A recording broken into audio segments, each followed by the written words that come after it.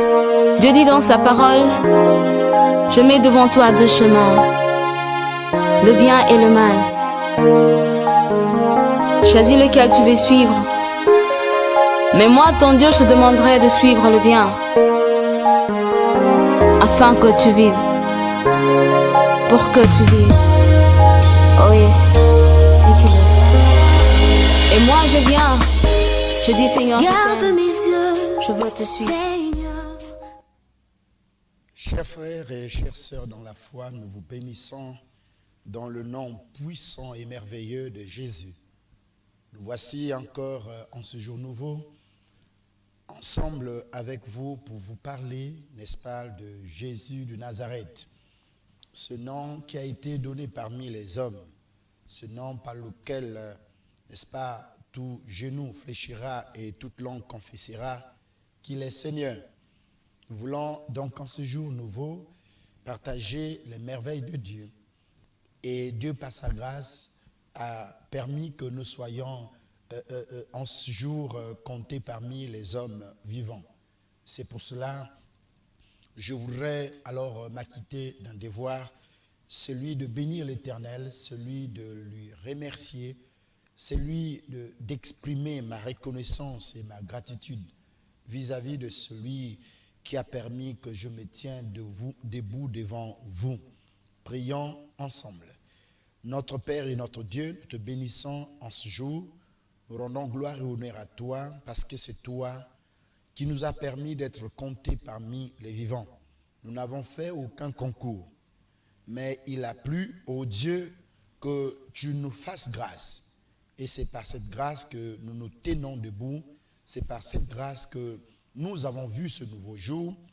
Et c'est pour cela que notre cœur s'empresse à bénir ton nom en te disant merci. Merci Jésus pour la vie. Merci pour ce jour. Merci pour des grandes choses que tu as déjà accomplies dans nos vies. Merci pour celles-là qui sont en cours déjà d'accomplissement. Et merci pour tes projets. Ô Éternel, que tu as dit dans ta parole que tu as pour nous des projets de bonheur et non de malheur. Que la gloire te revienne, que l'honneur te revienne. Au nom de Jésus, nous disons Amen.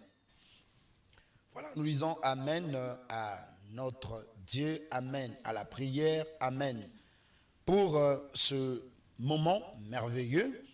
Alors, nous allons partager avec vous un message que Dieu m'a mis à cœur, un message, je vais dire même l'essentiel de ma présence chaque jour devant vous.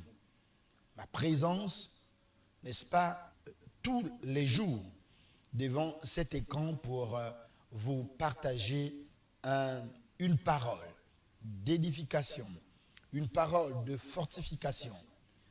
Vous savez, bien-aimés dans le Seigneur, il y a des choses dans la vie qui sont essentielles. Et il y en a d'autres qui sont moins essentielles. Il y a des choses très importantes. Il y en a d'autres qui sont importantes. Et il y en a d'autres qui sont moins importantes. J'aimerais vous parler. Je sais qu'en ce qui concerne la parole de Dieu, aucune parole venant de l'Éternel ne peut être moins importante ou encore l'autre plus importante. Non.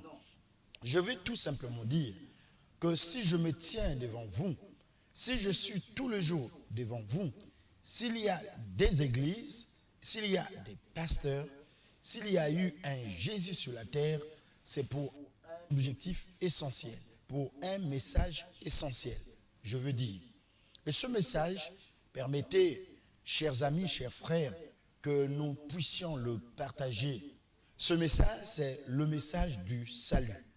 Le salut. Nous allons donc parler du salut. Vous savez, bien-aimés dans le Seigneur, nous partons à l'église. Nous avons dans les églises des hommes et des femmes établis par Dieu et dans le but, n'est-ce pas, d'enseigner quelque chose pour les entraîner vers un objectif, vers une finalité. Et la finalité de tout ce qu'on peut trouver dans l'église, de tout ce qu'on peut faire dans l'église, c'est le salut. Si je me tiens par la grâce devant vous, Ce n'est pas pour les besoins d'être connus par les hommes. Ce n'est pas pour les besoins d'avoir de l'argent. Ce n'est pas pour le besoin d'avoir, je ne sais pas, une femme ou encore des femmes. Ce n'est pas pour le besoin d'avoir, je veux dire, de se marier. Non, ce n'est pas pour les besoins de voyage ou des occasions de voyage. Non, parce que je pense, et vous le savez avec moi, que le mariage, les richesses matérielles de ce monde, les hommes, n'est-ce pas, mystiques, parce que nous, le mot, les hommes, la rose-croix, la franc-maçon, ces choses occultes, n'est-ce pas, ces pratiques occultes, peut d'une manière ou d'une autre vous apporter ces choses matérielles. Ceux qui sont dans les loges et ils voyagent. Donc, je ne peux pas tout simplement accepter Jésus dans le but de voyage. Je peux alors aller peut-être ailleurs et chercher à ce que ces personnes-là, ces forces mystiques, ces énergies mystiques, eh bien, m'offrent des voyages ou encore me donnent de l'argent ou rendent mon nom populaire. Mais si nous partons à l'église, si je me tiens personnellement devant vous, c'est pour l'essentiel. L'essentiel, c'est le salut. Parce que les Nganga peuvent vous apporter une soi-disant guérison. Ils peuvent, d'un moment donné, n'est-ce pas, calmer votre douleur. Ils peuvent, d'un moment donné, n'est-ce pas, vous apporter la richesse dont vous avez besoin. Ils peuvent, à un moment donné, n'est-ce pas, susciter une rencontre avec une personne de sexe opposé pour un soi-disant mariage. Mais, laissez-moi vous dire, nous n'allons pas à l'église pour le mariage. Nous n'allons pas à l'église pour que Dieu nous comble des biens. Nous n'allons pas à l'église pour que Dieu nous favorise, n'est-ce pas, les rencontres avec des personnes qui vont nous forcément nous faire du bien. Non, c'est passer à côté de la plaque. Parce que, personnellement, je le dis, si c'était pour ce genre de choses, eh bien, les gens devront tous courir, vers d'autres solutions que de passer par Jésus. Parce que les gens ont constaté que Dieu est lent. Et lorsque nous demandons, il n'agit pas, pour certaines personnes, de façon automatique. Il se laisse le temps d'examiner, n'est-ce pas, les intentions des uns des autres. Est-ce que tu vas à l'église parce que tu es dans le besoin de Dieu? Est-ce que tu vas à l'église parce que tu es dans le besoin du salut? Est-ce que tu vas à l'église parce que tu es dans le besoin d'une guérison quelconque ou d'une protection? Alors ce matin, parce que nous, bien-aimés dans le Seigneur, souffrons que nous vous parlons du salut. Peut-être pour les uns, vous ne souhaiterez pas qu'on vous parle du salut. Pour les autres, vous aurez souhaité, n'est-ce pas, qu'on l'on parle, n'est-ce pas, de la délivrance. Mais je vais parler de l'essentiel, de ce qui fait la raison même de la Bible, ce qui fait même la raison de la parole de Dieu. C'est quoi le salut? Le salut, chers amis, c'est le fait d'être sauvé, sauvé d'une difficulté, sauvé de la mort. Le salut, c'est le fait d'être sauvé d'une condamnation. Ça veut dire que vous avez été condamné, mais lorsque le salut intervient, ça veut dire que la condamnation n'a plus de pouvoir, n'a plus de fait sur vous. Le salut est donc ce moyen qui permet à l'homme d'être sauvé face à une situation. Mais nous allons parler précisément, spécifiquement, sur le fait d'être sauvé de la condamnation éternelle. C'est cela. Le salut, c'est donc le fait d'être sauvé de la condamnation éternelle. Lorsque nous parlons de la condamnation, nous parlons donc ici d'un jugement. Et le jugement impose ce qu'on appelle ici la loi. Il n'y a point de jugement sans la loi. Vous savez avec moi que le monde en tant que tel est régi par les lois. Chaque organisation, chaque société est organisée par des lois, par des règlements intérieurs. Mais lorsque vous allez créer une simple association, eh bien, vous serez dans l'obligation d'avoir un règlement intérieur et des statuts, ce qui va désormais régir votre organisation. Donc, lorsque les règles de cette organisation sont bafouées, eh bien, vous êtes exposé à des sanctions, à des punitions prévues par l'organisation en question. Dans notre pays, nous avons une loi et lorsque nous transgressons cette loi, eh bien, nous sommes exposés donc à la prison. Cette prison peut aller, n'est-ce pas, ça dépend de la gravité de la transgression de la loi. Eh bien, certains peuvent écoper 3 mois, plus de 3 mois, 6 mois, 1 année, 5 ans, voire même ce qu'on appelle ici la prison à perpétuité en fonction de ce que vous avez commis. Donc vous voyez ici que le salut qui veut tout simplement dire le fait d'être sauvé d'une condamnation nous fait ressortir une notion essentielle, la notion de la loi. Donc il n'y a pas de salut si on ne regarde pas la loi. Si on regarde la loi, si on parle du salut, ça veut dire au préalable, il y a eu transgression de la loi et que vous êtes exposé le fait que vous avez transgressé la loi. Alors, laissons-nous le temps de lire un peu la parole du Seigneur. Dans Hébreux chapitre 9, nous allons donc lire du verset 27 jusqu'au verset 28. Je dis Hébreux chapitre 9, du verset 27 au verset 28. Nous lisons la parole du Seigneur au nom de Jésus. Et comme il est réservé aux hommes de mourir une seule fois, après quoi vient le jugement. De même, Christ, qui s'est offert une seule fois pour porter les péchés de beaucoup d'hommes, apparaîtra sans péché une seconde fois à ceux qui attendent pour leur salut. Oh, nous disons Amen à cette merveilleuse parole. La Bible donc nous dit qu'il est réservé aux hommes de mourir une seule fois et après donc la mort de l'homme ou de la femme vient ce qu'on appelle ici le jugement. Et donc, je vous disais tantôt que la notion du jugement fait ressortir tout de suite là le principe de la loi et que nous constatons que toutes les sociétés sont régies par des lois. Notre société gabonaise, elle est régie par la loi. Lorsque la loi gabonaise est transgressée, nous sommes exposés à la prison. Dieu est donc le premier initiateur de la loi. Il a initié la loi parce qu'il a fondé, il a mis en place une organisation appelée le monde ou l'univers.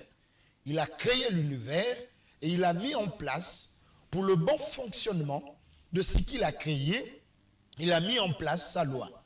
Chaque fois que vous allez transgresser les règles de l'univers, c'est-à-dire les règles du monde que Dieu a créé, vous êtes exposé à la punition. Et cette punition nous entraîne à la mort physique jusqu'à la mort éternelle. Vous savez donc avec moi que la transgression donc de la loi nous expose à toutes sortes de punitions, nous expose, n'est-ce pas, à la condamnation. Lorsque vous êtes face à la loi, vous êtes appelé, n'est-ce pas, à obéir la loi. Le contraire vous exposera à toutes sortes de condamnations. La Bible dit que l'homme ne vit qu'une seule fois sur la terre et il ne meurt qu'une seule fois et donc après la mort vient le jugement. Pourquoi l'homme sera jugé? Je vous ai déjà expliqué, parce que l'homme aurait transgressé la loi comme nous ici, lorsque nous avons transgressé la loi, nous sommes automatiquement jugés. Mais je voulais quand même revenir là-dessus, parce qu'il est très important de savoir. C'est vrai, dans notre pays, par exemple, nous avons suffisamment de lois, des règles qui régissent un certain nombre des entités ou des sous-entités. Nous voyons que notre nation est composée d'ethnies et chaque ethnie a, entre guillemets, un peu ces lois que nous appelons ici la tradition.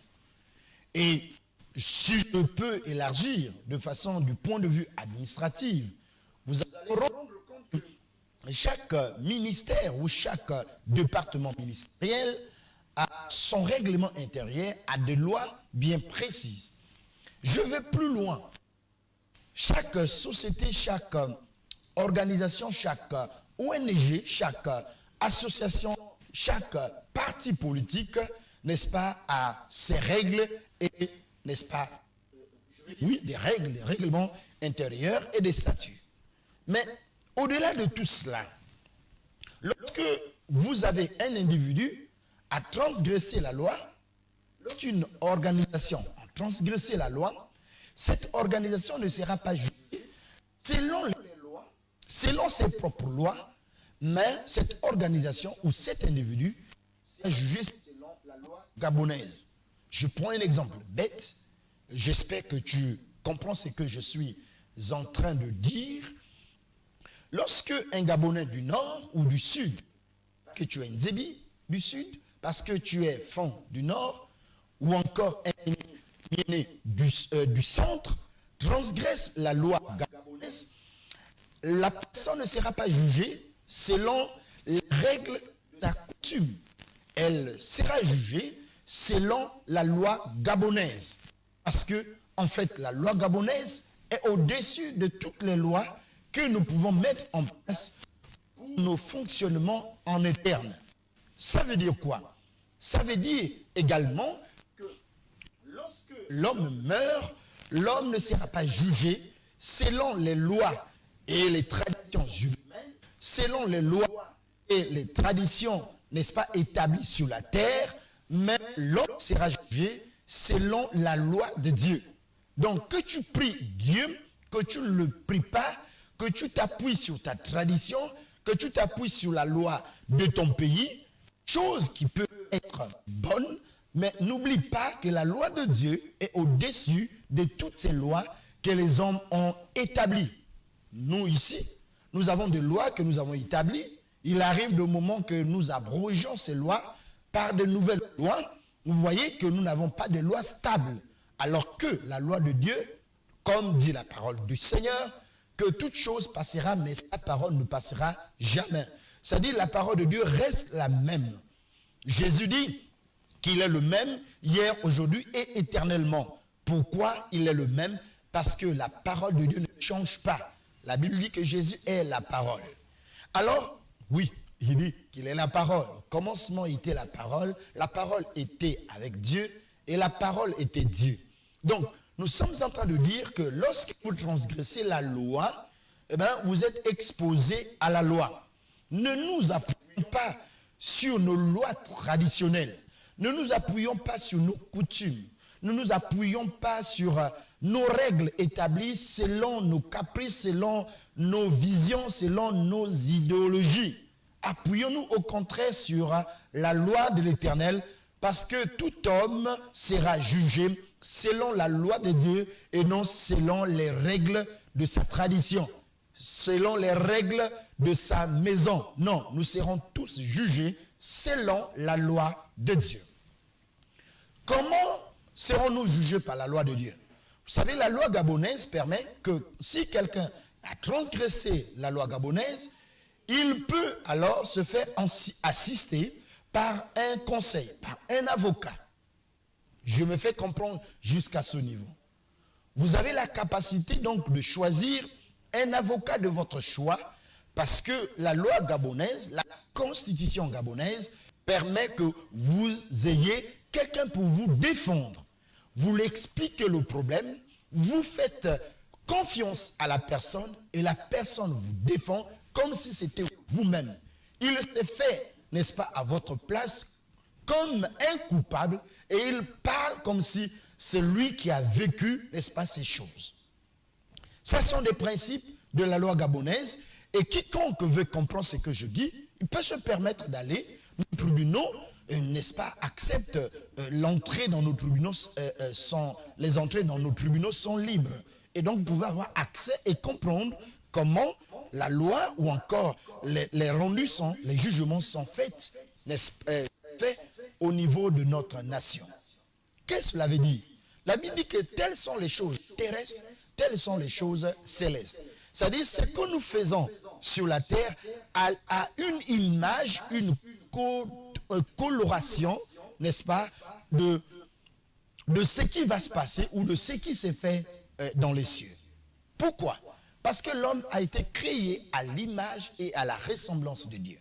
La plupart des choses que l'homme fait, même s'il le fait de façon, je vais dire, qui semble être scientifique, mais il le fait parce que Dieu a mis en l'homme, n'est-ce pas, Dieu a donné à l'homme la capacité, n'est-ce pas, de faire quelque chose qui ressemble à Dieu.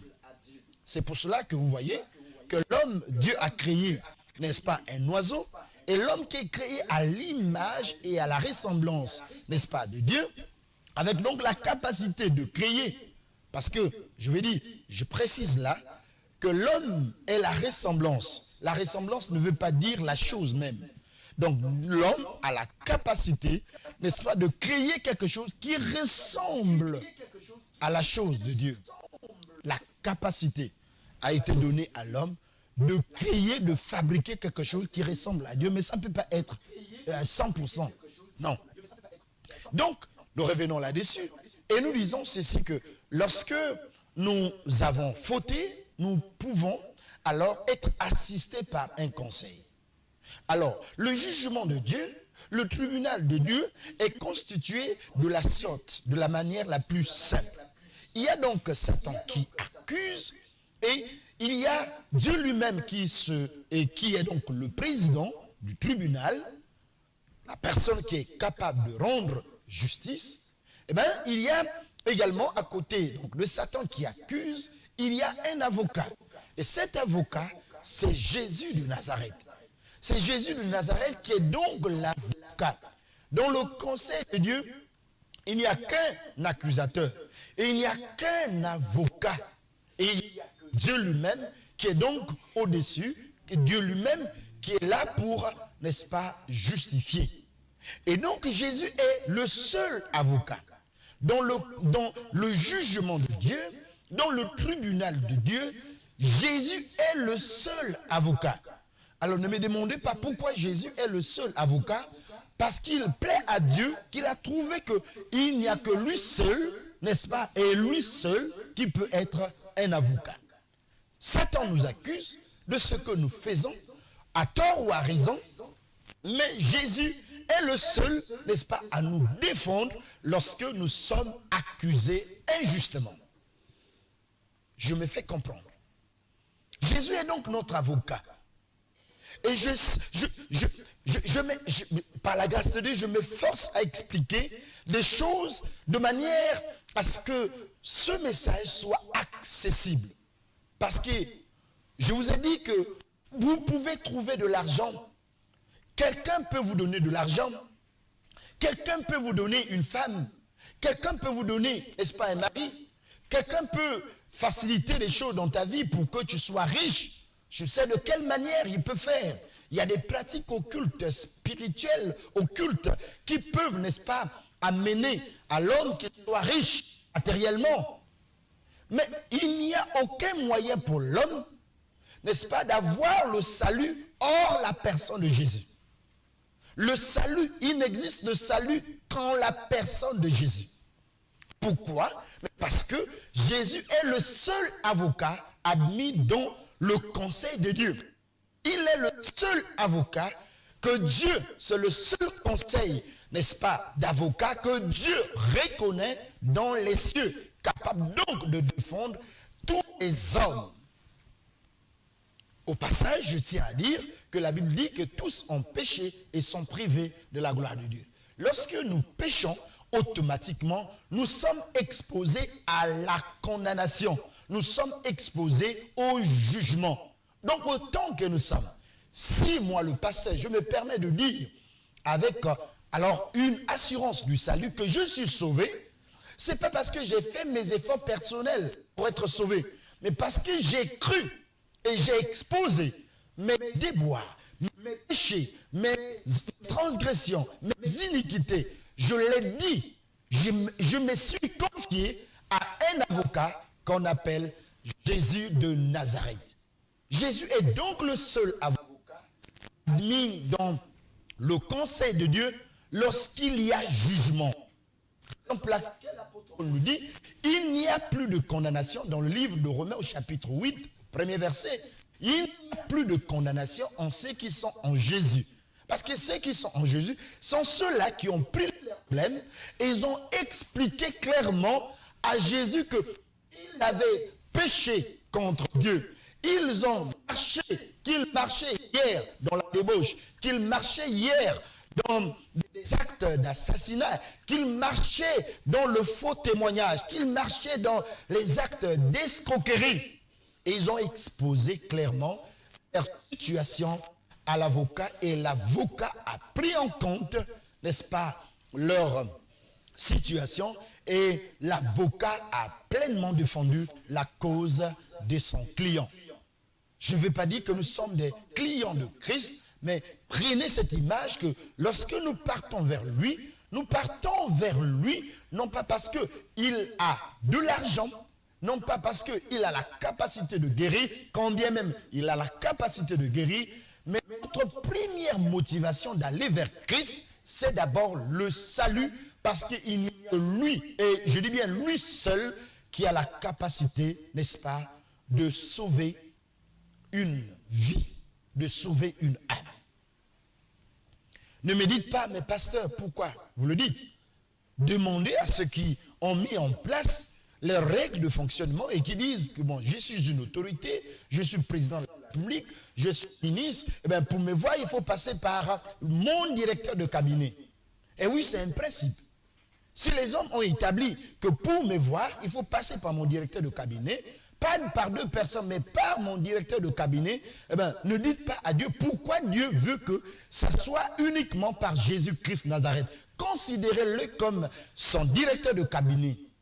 Lorsque vous allez prendre d'autres moyens pour vouloir passer par, n'est-ce pas, par d'autres personnes, en dehors de la personne de Jésus, eh bien, je vous dis clairement que vous passerez à côté. Parce que Jésus est la seule personne, n'est-ce pas, que Dieu a trouvé nécessaire de pouvoir transiter par lui avant d'arriver, n'est-ce pas, au Père. J'aimerais que ce message soit clair. Je prêche Jésus de Nazareth. Je vous l'explique parce que si vous ne comprenez pas la personne de Jésus-Christ Nazareth, vous aurez toute la difficulté de comprendre alors le message ou encore l'évangile de Dieu, l'évangile de Christ. Je m'efforce par les compassions de Christ pour vous expliquer des choses de façon à ce que, comme je le disais, pour ne pas me répéter, que le message soit accessible à tous. J'aimerais que nous marquons une petite pause de quelques minutes, question pour nous d'aller et de se préparer, d'aller dans les profondeurs.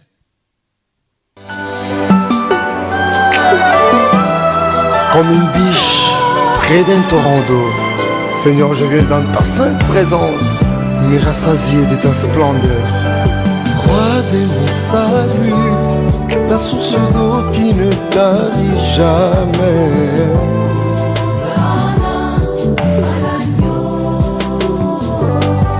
Toi qui vis dans nos cœurs et nous donnes la joie d'être tes élus.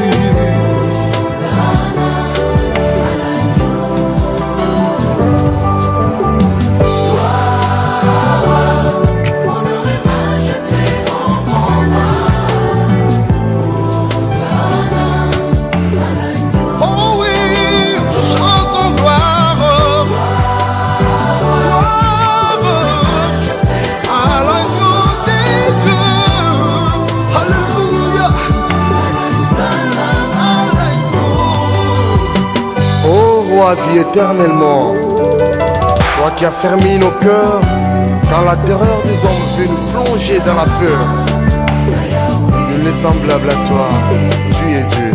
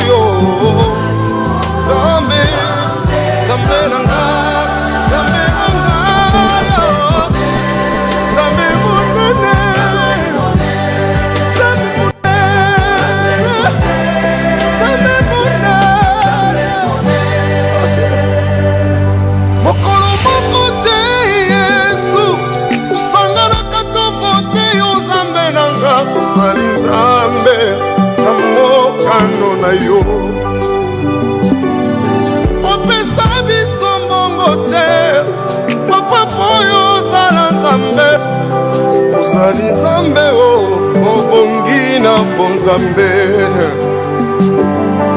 atako pasi ya Kongo yo elongoli bonzambe na yo te ozali Nzambe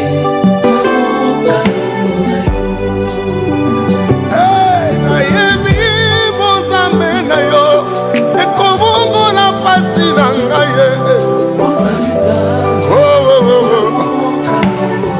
oh Yesu bayeba tuta na yo tembe basuka oh Nzambe monene se yo Yesu oh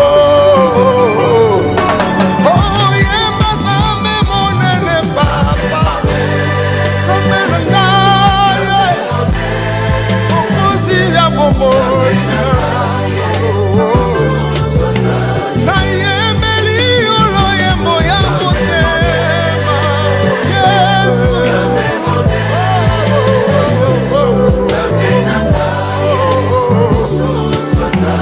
ata bayembi baboto yembela yo elongoli bonzambe na yo te okozinange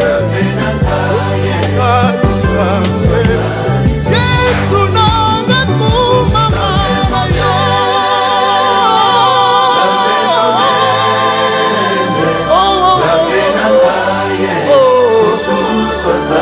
yo Nzambe ya mboka nanga Kongo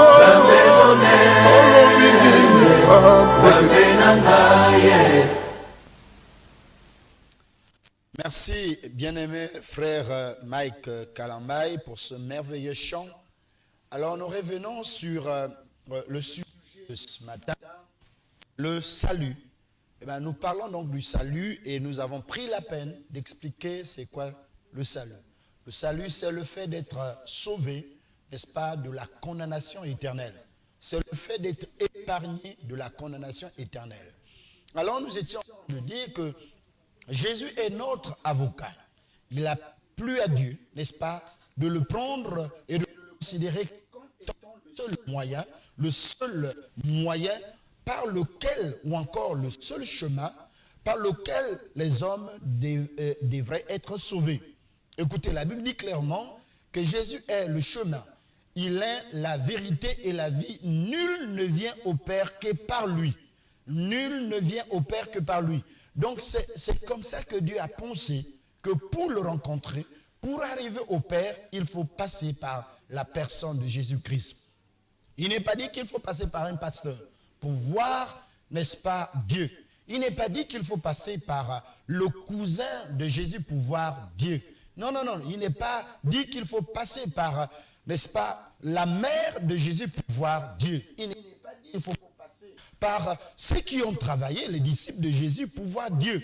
Il n'est nullement écrit qu'il faut passer alors par le canal du Père, n'est-ce pas, de Jésus pour voir Dieu. Il est dit qu'il faut passer par lui parce qu'il est établi, il n'a plus à Dieu comme je le disais. c'est Dieu qui a dit, il est le chemin, il est la vérité et la vie, nul ne vient au Père que par lui. Je vais vous expliquer quelque chose aussi simple. Vous savez, si vous considérez, je ne sais pas quelle est la considération que tu as de Jésus, mais laisse-moi te dire que Jésus est celui qui est au-dessus de tout. La Bible dit que tout genou fléchira et toute langue confessera que Jésus est Seigneur. Peut-être que tu n'arrives pas à comprendre par ce verset. Il est écrit qu'il n'y a de salut à aucun autre nom, ce n'est le nom de Jésus-Christ.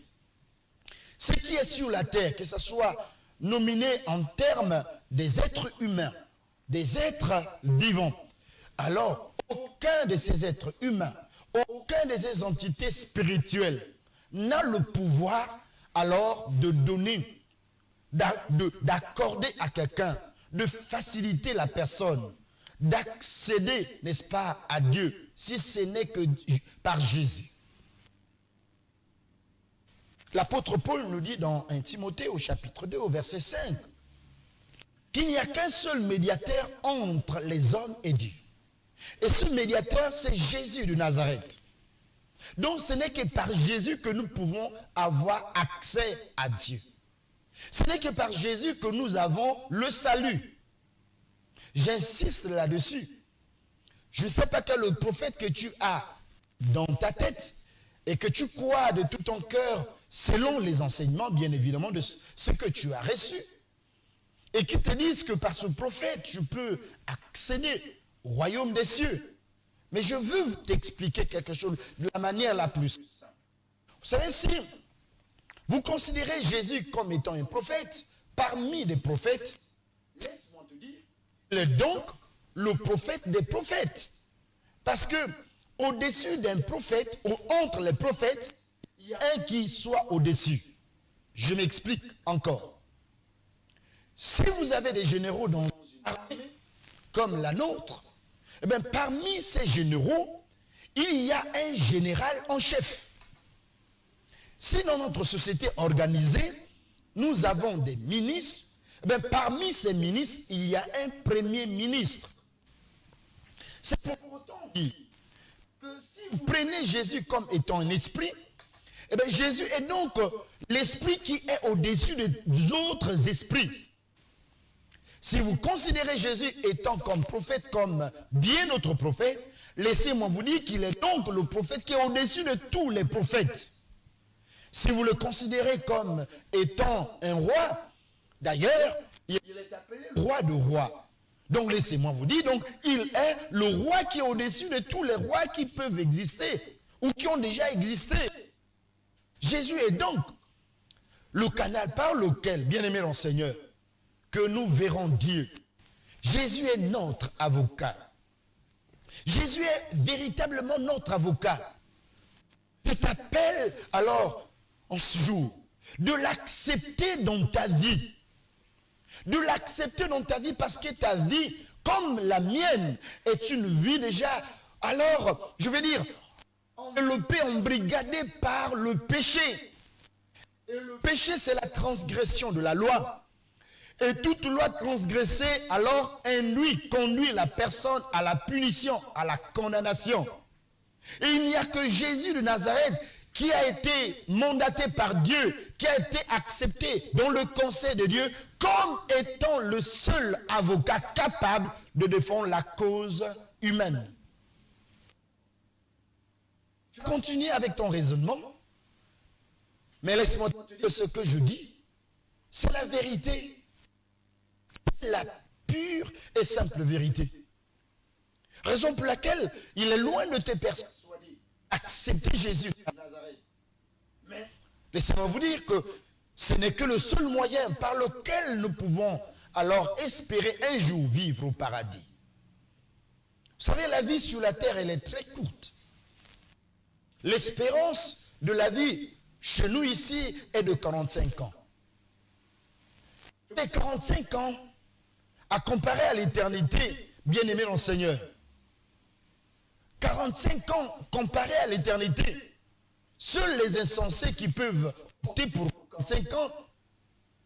Sinon, les personnes sages, des personnes mûres, des personnes réfléchies, alors choisiront sans aucune hésitation, n'est-ce pas, l'éternité. Si pour 45 ans, nous nous pactisons avec le mal pour gagner, semble-t-il, le bien matériel, si pour 45 ans, on se bat cœur et âme pour que notre vie soit meilleure sur la terre, mais pourquoi ne pas se battre pour l'éternité? Pourquoi ne pas se battre pour que nous ayons véritablement l'éternité? Parce que l'éternité, bien aimé dans le Seigneur, à comparer à 45 ans de vie ou non à 120 ans limités par Dieu sur la terre, que cela signifie, représente pour toi et moi? Il serait important que nous revenons à Dieu. Il serait important que nous, alors, revenons au carrefour. Parce qu'il y a eu un carrefour. Ce carrefour, ce jour, nous mettions passage. On avait pris la gauche au lieu de prendre droite. Revenons au carrefour. Faisons un petit demi-tour. Faisons un pivot. Et revenons au carrefour. Prenons le chemin. Qui est donc chemin resserré. La Bible dit que ce chemin est resserré. Par contre, l'autre chemin, il semble être vaste. Et beaucoup prennent alors ce chemin. Beaucoup prennent ce chemin pour, comme finalité, la perdition totale. Revenons au carrefour, à ce chemin, bien-aimés, et prenons ce chemin resserré. Prenons ce chemin resserré. C'est là-bas qu'il y a la vie. La société telle qu'elle est organisée ne nous présente que de la distraction. La société telle que nous la regardons, bien-aimés dans le Seigneur, si nous regardons avec la société avec les yeux spirituels, on va se rendre compte que la société n'est que distraction. Intéressons-nous à l'essentiel. Je ne vous prêche pas pour que j'ai de l'admiration auprès de vous. Je ne prêche pas la parole du Seigneur pour que, n'est-ce pas, que j'ai des acclamations. Je ne prêche pas la parole pour ça. Je prêche la parole parce que Dieu m'a instruit cela. Je prêche la parole parce que je suis convaincu qu'en prêchant, en faisant, en exerçant le service pour lequel le Seigneur m'a mandaté, j'aurai mon salaire. Mon salaire, c'est le salut. Je ne prêche pas pour de l'argent. Je ne prêche pas.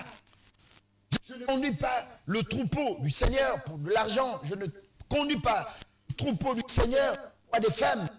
Parce que même le plus insensé dans la société a une femme. Pour ne pas dire des femmes. Je ne prêche pas, n'est-ce pas, l'évangile de Jésus-Christ de Nazareth pour des voyages. Parce que ceux qui ne connaissent pas Jésus voyagent peut-être au quotidien. Je ne vous prêche pas. Non, Jésus, pour la guérison. Il y en a d'autres qui ont pris une potion mystico-spirituelle et qui semblent être en bon état. Je ne vous prêche pas Jésus, bien-aimé, dans le Seigneur, pour que, qu'on gagne une élection quelconque. Non, bien-aimé, sur la voie, n'est-ce pas, des péchés. Il y a des personnes qui font cela et qui facilitent, ou encore, je ne sais pas, qui, je ne sais pas, par quelle manière, arrivent à satisfaire les fins, le besoin des personnes. Je ne vous prêche pas Jésus pour cela. Je vous prêche Jésus pour l'essentiel. Le salut, ton salut, mon salut, c'est ma raison pour laquelle je me tiens devant vous par la grâce de Dieu pour vous annoncer le message essentiel de la Bible, le message essentiel de l'Église, le message essentiel que l'Église prépare les hommes, le message du salut. Quelle est la conception que tu as du salut? Ça serait ironie du sort, n'est-ce pas, de vivre en désordre et d'espérer qu'après toi, les gens vont prendre ton corps et t'amener dans une église quelconque pour faire une cérémonie rituelle. Non, chers amis, cela ne produira rien. Même si on chante toujours des cantiques nouveaux, pour supplier la grâce de Dieu, il serait trop tard. Il serait trop tard pour toi. Il serait trop tard pour nous. Raison pour laquelle il est nécessaire, maintenant même, que tu l'acceptes. C'est-à-dire que tu acceptes Jésus de Nazareth dans ta vie comme Seigneur, comme Sauveur et comme Rédempteur. C'est pas la peine que ce jour les gens font semblant devant, n'est-ce pas, ton cercueil en disant que ton âme repose en paix. Qu'est-ce que tu as fait pour mériter un repos? Qu'est-ce que tu as fait? Le royaume des cieux, c'est un royaume, c'est un territoire organisé. Donc on n'est pas dans un territoire organisé de façon illicite. Si vous rentrez de cette manière, eh bien, vous aurez la loi sur vous. Eh bien, le royaume des cieux, c'est énorme. Et le visa du royaume des cieux s'obtient non pas par nos efforts personnels, mais le visa du royaume des cieux s'obtient par la personne de Jésus-Christ de Nazareth. Parce qu'au départ, nous ne sommes pas dignes de rentrer dans le royaume des cieux avec les qualités, les défauts que nous avons. Il faut forcément un avocat. J'espère que ce message, n'est-ce pas, crée une forme de révolution dans ton esprit, dans le but, n'est-ce pas, de faire des revendications contre le pasteur, mais plutôt, n'est-ce pas, d'abandonner la voie sur laquelle tu es engagé. La voie de la rose ne t'amènera nulle part. Pour preuve, tes amis qui sont là-bas, ou qui étaient là-bas, qui ne sont plus dans ce monde. Pour les autres qui sont dans nos églises, lorsqu'ils meurent, eh bien, ils ont de tenter de glorifier le nom de l'Éternel avec des chants, n'est-ce pas, de consolation, de louange. Et toi, pourquoi les corps, n'est-ce pas, des personnes qui pratiquent ces endroits, on ne les amène pas dans ces milieux, on les amène à l'église. Ça veut dire que le salut ne se trouve pas là-bas, le salut se trouve à l'église et par la personne de Jésus-Christ de Nazareth. Si le salut était là-bas, eh bien, on vous amènerait aussi là-bas. Je suis en train de te dire que la voie sur laquelle où tu es n'est pas la bonne voie. C'est pour cela, par des compassions de Christ, nous avons accepté Jésus-Christ de Nazareth. L'unique avocat. Accepte Jésus dans ta vie comme étant le général en chef parmi les généraux pour défendre ta cause et te protéger. Accepte Jésus-Christ dans ta vie comme seul, oui, capable de faire quelque chose de bien dans ta vie. La parole de Dieu nous dit, dans Matthieu chapitre 6 au verset 33, recherchez premièrement le royaume de Dieu et sa justice, et le reste vous sera donné par-dessus tout. Cherche Jésus et la justice de Dieu. Et c'est comme ça que la guérison dont tu as besoin de donner ne va pas pour la guérison uniquement. Non, tu as besoin plus de la guérison. Parce que te servira la guérison sans Jésus? Que te servira, n'est-ce pas, les biens de ce monde sans Jésus, sans le salut? Ça ne servira à rien du tout. Pour cela, bien aimé Seigneur, par les compassions de Christ, nous vous invitons donc d'accepter Jésus. Donc il est réservé à l'homme ou aux hommes de mourir une seule fois, quoi vient le jugement. Jésus s'est offert sur la croix comme un véritable avocat pour que par son sang nous soyons lavés. Pas la peine qu'on puisse croire que le sang, n'est-ce pas, d'un coq ou d'une poule peut purifier ton être intérieur. Non, il n'y a que le sang de Jésus qui, aux yeux de Dieu, a la capacité de nettoyer les impurités. Oui, il n'y a que son sang. N'imagine même pas. Les hommes, semble-t-il, se baignent dans le sang des hommes pour se rajeunir, pour soi-disant vivre longtemps. Mais laisse-moi te dire, il n'y a que le sang de Jésus de Nazareth qui a la capacité alors de te donner une vie qu'on appelle la vie éternelle. Parce que lorsque ce sang entre en ton être intérieur, il nettoie alors tout ce qui était impur en toi, de manière à ce que tu sois de Dieu, un homme juste, un homme saint, pour entrer dans la cour alors des saints. Mon ami, je t'apprends ce matin que Jésus est le chemin. Je t'apprends ce matin qu'il est la vérité. Je t'apprends ce matin qu'il est la vie. Nul n'est besoin alors de te vadrouiller. Nul n'est besoin de te patauger. Nul n'est besoin, oui, mon ami, de tourner en rond. Regarde la personne de Jésus. Il se tient devant ta porte. Il a dit, il tape. Et il dit, si quelqu'un entend ma voix et qu'il ouvre, je rentrerai et je souperai avec lui et lui avec moi. C'est ma prière ce matin, que tu entends la voix du Seigneur ce matin, que tu ouvres alors la porte de ta vie, la porte de ton cœur, qu'il rentre ce matin dans ton cœur, qu'il soupe à jamais avec toi et toi à jamais avec lui. C'est ma prière ce matin. Toi qui m'entends ce matin, je te prie de l'accepter. Je te prie de confesser cela avec moi. Seigneur Jésus, ce matin, je t'invite dans ma vie et je t'accepte à présent comme Seigneur, comme Sauveur et comme Rédempteur. Je révoque cette décision, toutes les décisions antérieures, et je t'invite désormais dans ma vie, afin que tu vives à jamais, parce que j'ai besoin d'être sauvé. Et il n'y a que toi, Jésus, pour me sauver. Dans le nom de Jésus, nous disons Amen, Amen, Amen. Que Dieu vous bénisse. Si vous avez besoin d'un conseil, d'une orientation, d'une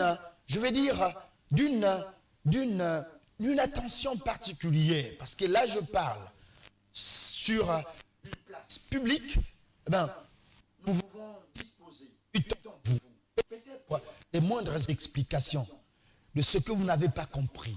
Et pour ce fait, nous sommes visibles à l'église locale d'Akanda, précisément au niveau d'Angonje Château d'Eau. L'église est à peine à 500 mètres du château d'eau et nous célébrons nos cultes au nom du Seigneur Jésus-Christ tous les mardis par 17h, les jeudis, les vendredis et les dimanches le matin de 9h à 12h. Entre-temps, si vous avez besoin de nous communiquer, de nous appeler, de nous joindre, nous sommes accessibles, nous répondons facilement à ce numéro 06 07 04 94 06 07 04 94. Que Dieu vous bénisse et à bientôt.